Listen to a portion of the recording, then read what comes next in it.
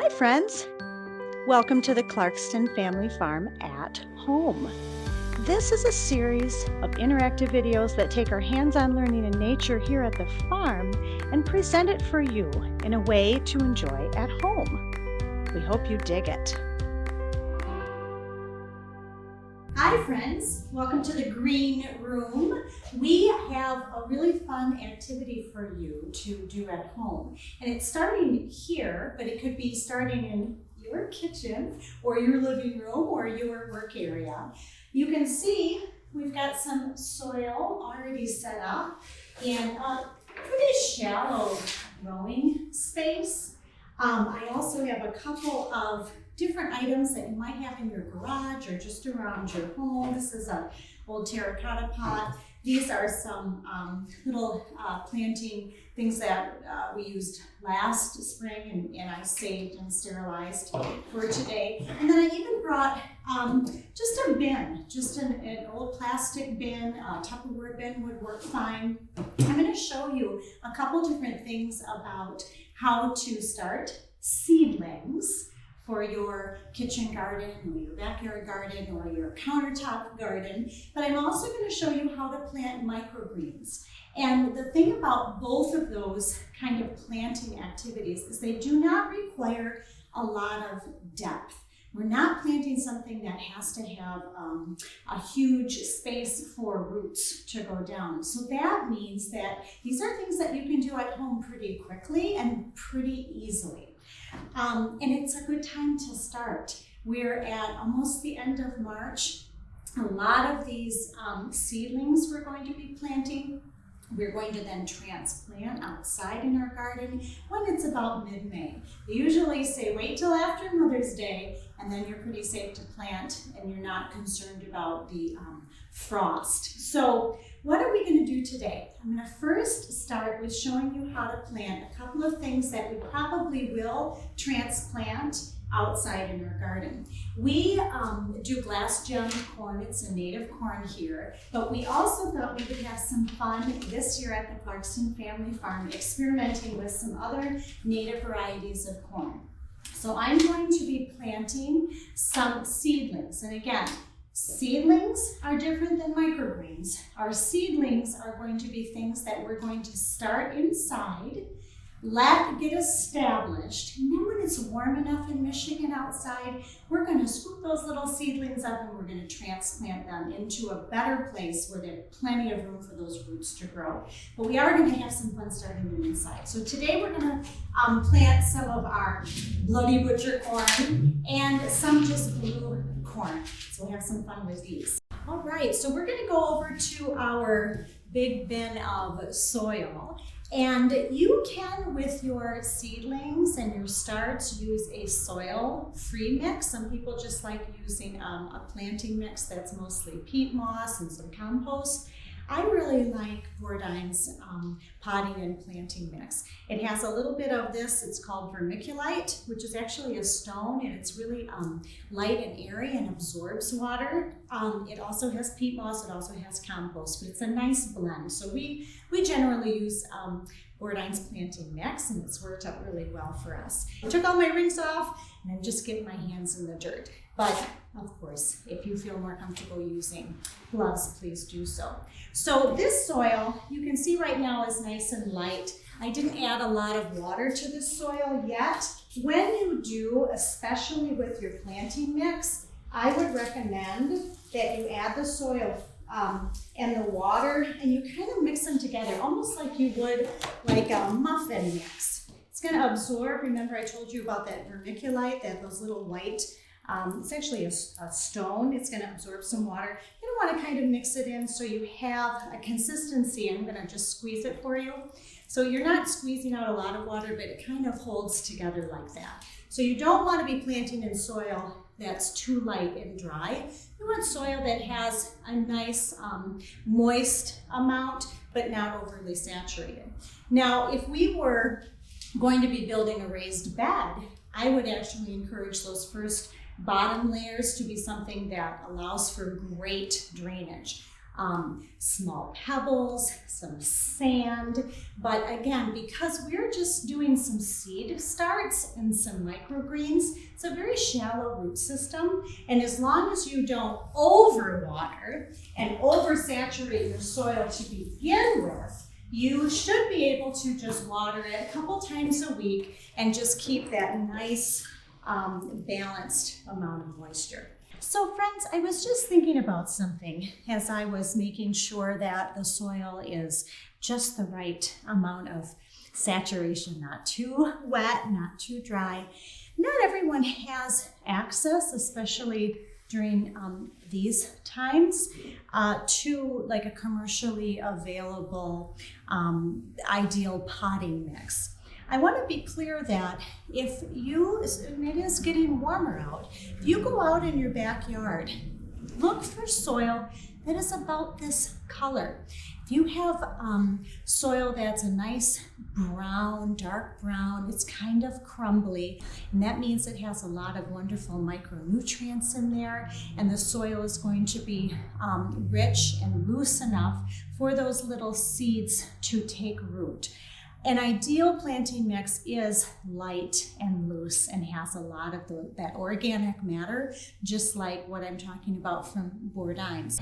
Go into your backyard. There's sand, which you know is going to be a lighter color. It's not going to have that kind of crumbly, rich, dark feel to it. You don't want sand. And you don't want clay either. Clay is going to be very, very compact. It really will be like the clay you use to create things. It's not going to allow for good drainage. You want light, fluffy, loamy soil for those roots to be able to get established. So we've got a pot here that I've kind of pre-soaked. So it's got just that right amount of moisture, like I mentioned, not too saturated, not sopping wet. You don't want to drown your little seedlings, but not too dry either. And this actually is a nice deeper pot. So this might be good for what I was saying about our seedlings. And again, seedlings are things that we're starting inside to give us a little jump on the growing season in Michigan. So look at these beautiful seeds. These are so fun. And I get to plant them pretty close. Now this is not as close as I would plant them if I were doing a direct seed. When the weather is warmer, or if I'm working in our greenhouse, I might plant them at their end stage apart. So if you go on the back of your seed packet, they'll say direct seed. Plant about 12 inches apart. That's not what I'm planting with my seedlings. Why? Because when they get started, they're going to need a bigger pot, or if the weather's nice enough, we'll just plant them right outside at recommended 12 inches apart. So you can see I only put them about 2 inches apart because what we're trying to do is just give them a little jump start on our season. So that's something that you can do with plants that are going to take a little bit longer to mature. Corn's not going to mature until the fall. Tomatoes, now is a great time to start those tomatoes. Your peppers, your onions, those all take longer to mature. So get them started now. Put them in some pots. I know you're going to have some pots around your house. Check in your garage. Ask mom and dad. I bet they'll find some things that you can put these in. Mason jars will even work. Because again, if you have the right soil to start with, then you're just going to have to make sure you keep the moisture level right. And you don't need a huge, deep root system. So here, maybe we will add some of our blue corn. And I'm going to do the same thing with these. I'm not going to plant them 12 inches apart because I'm not direct seeding them into the ground where they're going to live for the remainder of their life. We're going to put them in here pretty tight, just about 2 inches apart. I'm just tucking them in. Now with some seeds, I'm going to show you another seed packet. Some seeds, like our peas, these are shelling peas. Morning glory seeds might be a good example of this if you're planting flowers. They have a really hard shell. And if you want them to germinate faster, what does germinate mean? Germinate means the amount of time that that seed takes to actually grow into that first little plant. So some seeds are going to take longer to germinate, to go from seed to plant, than others. And that hard shell, you can actually trick the seed a little bit by soaking it in water or nicking the edge if you want to have it germinate a little faster. We could have done that with these corn seeds. Corn seeds have a nice hard shell. We certainly would recommend you do that with some pea seeds. So take a look at that. Sometimes on the back of the packet, they'll say nick or soak in water for 24 hours before you plant, if you would like to encourage that germination process to go a little faster. So I planted quite a bit of kale. That's growing over here in my wood raised bed, and that's coming along nicely. We'll probably be able to harvest it and have that for our salads in about a week and a half.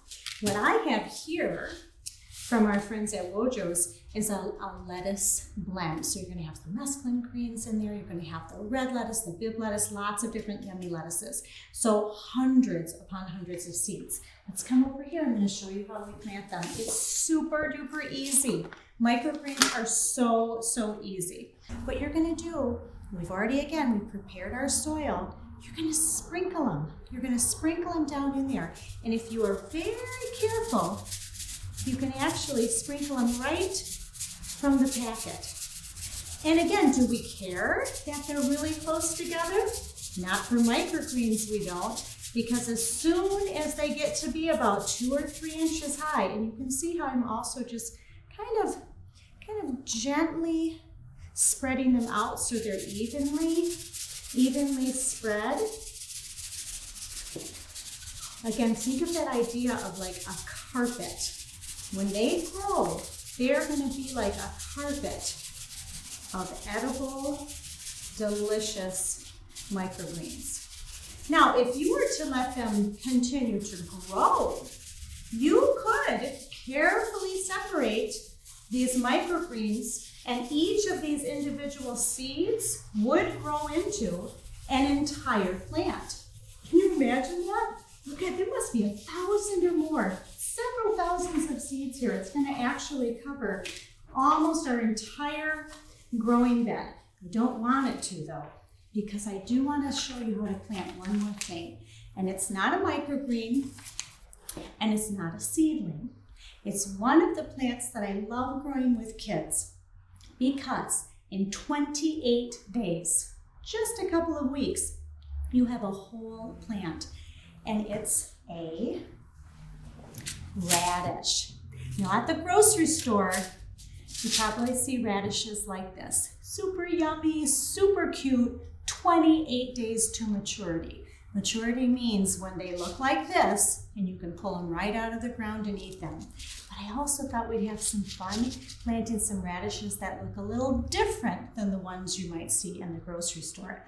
That's what's so fun, kids, about having your own garden. So you get to plant what you want to eat. You can experiment with some different things that you'll never see in the grocery store.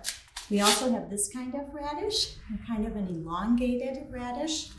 And these are actually just a slightly different type. They're going to be a little bit bigger. Okay, so we planted our microgreens, and now we get to plant 4 different types of radish.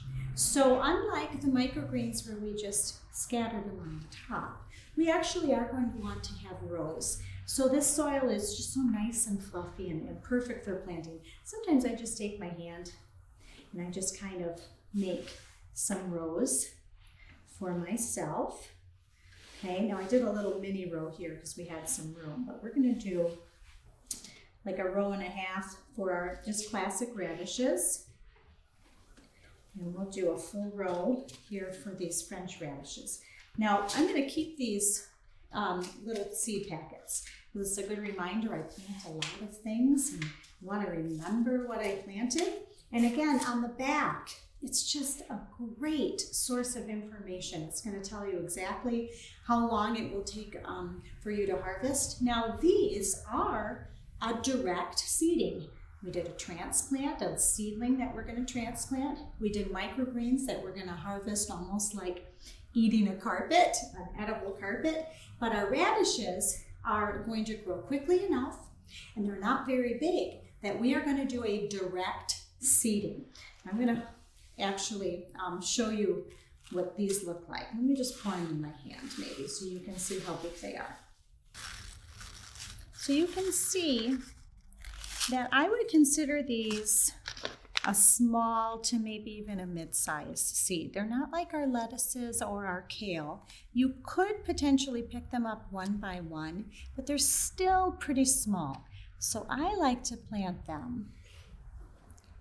And again, this is why it's so fun to not have my gloves on, because you need those fine motor skills to pick up just a pinch.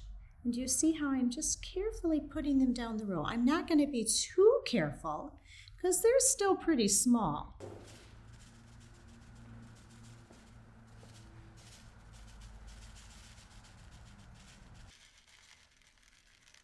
Yeah, so there's barely any.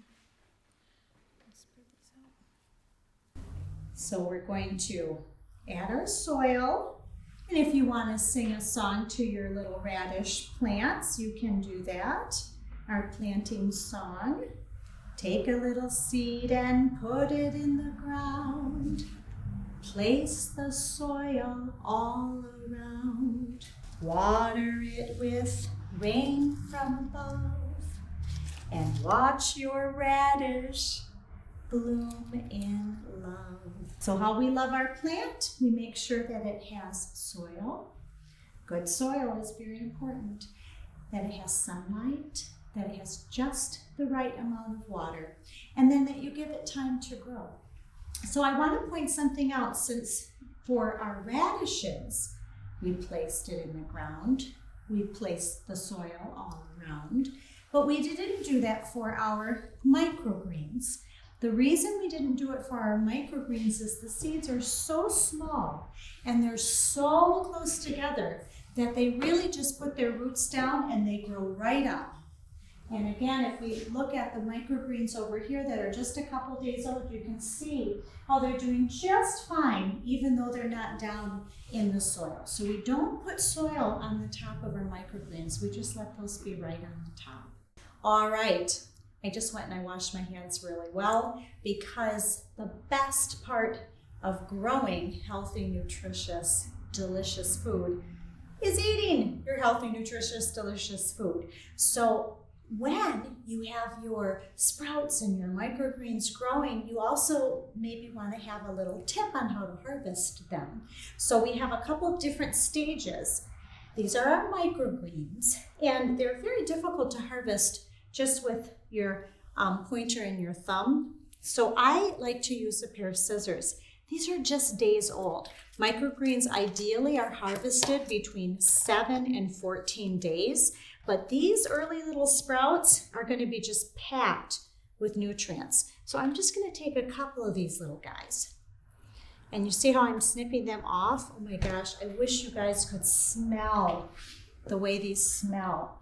These are some microgreens. This is actually arugula. The arugula came up first. Oh my gosh, it's just such a really fragrant smell. Look at those little microgreens in there. And we'll let them go for a little bit longer, I think. And we'll come back and we'll harvest them next week. Earlier in the video, I talked about these little peas, and they were shelling peas. Now the shelling peas you probably wouldn't harvest until late spring, early summer. But these little sprouts I just planted a week ago, and let me tell you, they are delicious.